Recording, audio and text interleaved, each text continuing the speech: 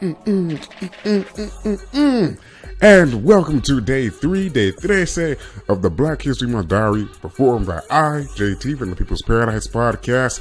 Thank you so much for pressing play. Thank you so much for subscribing afterwards, because you're going to be so impressed with the way that I deliver, perform, and educate you about these black people, these significant tribes, people in the history of Negroes that I feel you should know about, because it's something very informative. You know, I feel like with Black History Month, the reason why I'm doing this project, which every day of Black History Month, I release a video talking about either a significant figure or a significant event or significant people, just something dope, methodologically just hella dope about black people, simply because I feel like with Black History Month, generally speaking, whether it's in the schoolhouse, whether it's in BET, we always talk about the same goddamn 5 people. Martin Luther King, Malcolm X might get a nod of appreciation, Harriet Tubman, Rosa Parks. The 5th might be Jesse Jackson on the good day if he ain't said no crazy stuff within the last 2 to 3 months, which he always do. So I decided to do a History Month project where I decided to talk about the figures who are black, who are of Negro descent, that I feel like you should know about because they actually are amazing people. And today, this is a special one. We're not going to talk about an actual specific person. We're going to talk about a specific class of people. And a lot of y'all who are fans of Assassin's Creed, who are video game players, who have at the price of having a social life and girlfriends, have invested 8 to 9 hours a day playing Assassin's Creed Origins 1, 2, 3, or whatever version. We're going to talk about the Medjay. The Medjay. Now, for those of you guys who do not know what this was a famous police group in Egypt. Back in the day, see, right now we live in a day and age where, you know, Egypt's a very, very war-torn place. It's crazy. ISIS and took over the 1/3 of Egypt. Niggas just getting bombed in the street. Baby mamas just crying on the streets. It's a very terrible place to live in right now. And right below Egypt is a place called Sudan. And Sudan, for those who don't know, is modern-day Nubia. Sudan right now, Sudan and below Sudan is South Sudan. Sudan and South Sudan today are 2 of the poorest countries that have ever existed in the world right now. I'm talking about really poor. I'm talking about Bill Cosby is as much hot water as he is. He's probably somewhere cracking a joke right now about how poor Sudan and South Sudan and Egypt. It's ugly right now. And what a lot of people don't realize is that back in the day, these 3 countries, well, at the time Nubia, South Sudan, and Sudan were one place. These 2 places used to be great kingdoms. And at the time, you know, Egypt has a lot of relics left over from the times of their greatness. You have a lot of the pyramids left over. You still have a lot of the architecture left over. And you also still have the Sphinx left over. Well, at that time, Egypt, right above Nubia. Nubia is a country, it's mostly black people, most people my complexion. Egypt, generally speaking, you know, if you see from the paintings, they were lighter skinned, they were lighter toned, they all look like French Montana. But Nubians were actually dark skinned black people. Now, with the Medjay, where the Medjay come into this picture is, the Egyptians used to contract warriors from Nubia to come work for them, to come fight for them, or to be bodyguards, to be security. In other words, they were the Shig Knights. They were their personal Shig Knights. And it got to a certain point in the history of Egypt around the 18th dynasty, where the Medjay, at first the Medjay was actually a term that you used to refer to people from a certain city. So say, for example, how you have people who are from Oakland, you say all the people from Oakland. Medjay used to refer to a group of Nubians that were from a specific part of Nubia. But then it got to a point where their skill and warriorship, their skill, they were so good with the bow, they were so good with fighting, they were so good because back in the day, since the history began to mankind, Nubians have always been gifted in the art of archery. They've always been good at that. We're called the people of the bow. In fact, about maybe 7 days after this episode, I'm going to do an episode where I talk about, there was one event they had where when the Islam Conquista happened and Muslims started going crazy and conquering everywhere in the West, on the Eastern Hemisphere, they tried to take that shit to the Nubians. And Nubians was like, nigga, we got bows. We tore it down, nigga. So, but back to Egypt. It got to a point where the term Medjay, referring to this group of people from Nubia, it got to a point where it became synonymous with being a policeman. Because at this point, the Medjay ended up becoming a police force. They ended up becoming a police force. They ended up becoming SWAT. Like the SWAT are just general police. A general idea, how you see a general cop now, that was a Medjay. If you saw a dark-skinned black person in Egypt at that time, you would look at him and think that's a cop. Oh my God, he might be cops. He might be the cops. Now, the reason why that's so significant for me, and the reason why I'm explaining this to you and why I want you to know about this, is because it blows my mind that we live in a day and age where in my country, in my region, the United States of America, we live in a day and time where if you're a black man, whether you light, whether you dark, if somebody sees you walking down the street as a white man or even just any other ethnicity, there's a certain amount of fear and apprehension that they have towards you.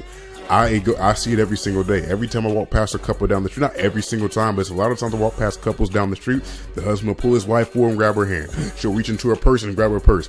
I remember 2 weeks ago, me and my cousin went to Fire Wings in Lodi, California, which by the way gave me food poisoning, and I will recommend nobody go to that Fire Wings. Two employees saw me walking towards the front door. I don't want to curse him out. Actually reached into his pocket and checked it. Like I checked if his wallet was still there. Like he was actually checking. It's like I just stole. Like I'm about to steal your wallet right now. Like I'm hungry. I'm not going to take your wallet from me. I'm buying him. If anything, speaking of which, if I would rob anybody, it would dang sure not be a Fire Wings employee. Like, I'm aiming for the big fish. Wells Fargo cashiers. Nigga, not some Fire Wings wing flipper. Now, the reason why this is so significant, like I said, is because we live in a day and age where you see the average black man, generally speaking, there's an apprehension and fear when you see him. You look at him and think, oh my God, he might be a thug, he might be a murderer, he might be a killer, he might be a blood, a crip, or a pirate, whatever, whatnot. It blows my mind that there was a time in history where if you went back to Egypt and you saw a dark-skinned black man walking down the street, the first thing you would think is, ah, shit, there go the cops. If you was doing some BS, oh shit, there go the cops. Bro, what do they smoke in Egypt? Probably hash. Put the hash down, man. There go the freaking cops. It's a nigger, it's a cop. Put it down. You know what I'm saying? And that's the thing, like really, really embrace that. If you really embrace the concept. If you saw me walking down the street, you didn't know me, I'm all hoodied up, I'm all in some gear right now, you like look at me and think I'm a thug. But back in those times, if you would have saw me walking down the street, you would have thought I was a policeman. And that kind of blows my mind how the world kind of changes. The reason why I bring that up is because I think we live in a time where the perception, I'm always trying to tell black people, the perception that exists of black people today, of us being former slaves, of us being of a lower class people, even though we make the best music and have the best women and everything else, the perception that exists of us right now, this was not an always present perception.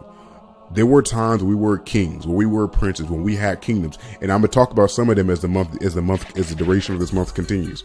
But right now I'm gonna focus on Medjay, and I brought this concept up because I want you guys to understand that I want you guys to understand that at a certain point there was a different perception of it. So there's going to be a lot of people who come on this podcast who's going to come on my comments and say, oh, but you know, Egyptians were black. Egyptians were not black. You can see pictures of them. They were light brown. They were about as black as how French Montana is black. They weren't like, they didn't look sub-Saharan African. But we don't even have that discussion right now. But then with that being said, so that's why I want you guys to understand is that at the end of the day, I brought this up because I wanted to expose your mind to a different perception that people had of black people, a different perception that people had of the black man. And, you know, the concept of the Medjay, you know, it's been talked about a few times. It's been induced a little bit of some little fiction endeavors, like the Mummy movie. They have the Medjay in that one. And Assassin's Creed Origins, like I brought up in the beginning, you have the main character was a Medjay. And, you know, it breaks my heart. It breaks my heart that we live in a time where Sudan and South Sudan, these two countries have such a rich history. You know, there was one archaeologist or I think it was a few scientists who found out that South Sudan and Sudan were one of the first countries in the world to have an actual heated water system and shit. So it breaks my heart that you have these two countries that have such a rich and powerful history. But like, you don't understand. Like I can't. Like, if you could really take the time to Google the accomplishments, the wars that they fought, the things that they did, it will break your mind. It blows your mind to see how poor they are right now. How poor we have people living in this fucking country who are, it's just sad, man. You know, and you have a lot of people in Sudan right now because of the Muslim influence, because the Muslim and Arabic influence finally broke over. You have a lot of people in South Sudan who are ashamed of being black and who want to be Arab. You know, just because they speak Muslim, because they speak Arabic, they feel like they're Arabic. They try to disown being black. A lot of people in South Sudan are like this, and it's like, bro, like, you know, I don't know. I'm like, bro, y'all have such a more rich history than these bitch ass niggas, man. Like, nigga, fuck, and I love Middle Eastern culture too. I love Arabic culture. I love Islamic culture, but fuck these niggas, bro. Like, y'all have so much of a richer culture. Like, I don't know. It just makes me mad. So that's day 3 of Black History Month, talking about the Medjay people. I have a playlist with the other 2 videos that I did from day 2, which was, I think, Zumbi Dos Normales, and the first one was Joe Lewis. So thank you for listening. Thank you for being part of the family. Thank you for enjoying the content. If there's anybody who you feel like I should bring up in the rest of this month, because I have 25 days to go, doing 25 more figures, or 25 more events, or 25 more significant things, let me know in the comments below, and we'll have a conversation about it. Now, with that being said, thank you for listening. Thank you for being a part of the family. My name is JT, and much love, peace, and chicken grease. Ugh! Mm-hmm.